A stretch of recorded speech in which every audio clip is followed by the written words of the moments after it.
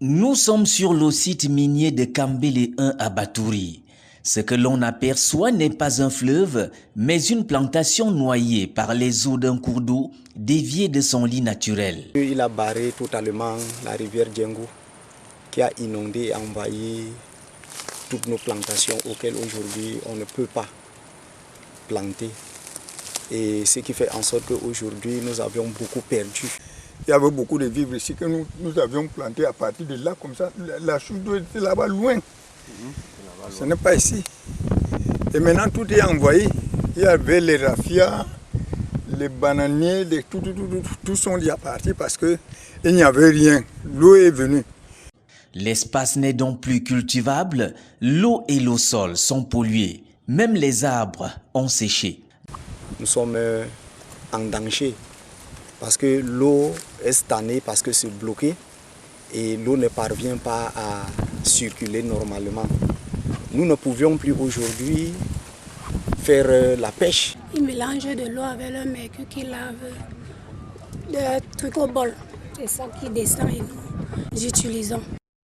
Cette dégradation de l'environnement a des conséquences tant sur la nature que sur les populations riveraines. Lorsque nous n'avions pas connu les inconvénients du mercure, on parvenait à trouver des poissons morts et quand on parvenait à les cuisiner, donc ça se pourrissait. Il y a les boutons qui sortent sur les gens, il y a les démangeaisons, excusez-moi du terme vaginal pour les femmes. Il y a aussi le mal de ventre, la diarrhée.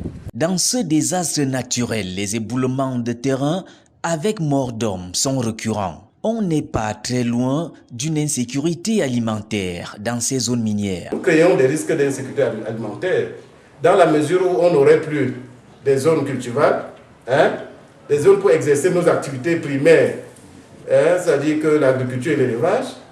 Ça veut dire qu'il y aura risque il y aura l'insécurité alimentaire ici chez nous. Et qu'est-ce qu'on va devenir?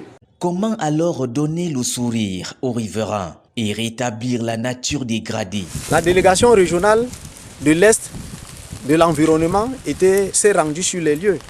Ils ont fait le travail. Et depuis qu'ils sont rentrés, jusqu'à aujourd'hui, on n'a plus de résultats. Il y a une batterie de mesures administratives pour contraindre ces exploitants miniers-là à refermer, c'est-à-dire les trous. Malheureusement, on dirait qu'il n'y a pas de suivi. Ainsi entendu, on peut encore sauver la nature et les riverains d'une exploitation minière désordonnée. Dans le département de la Kadeï, les pouvoirs publics et la société civile ont du bon grain à moudre.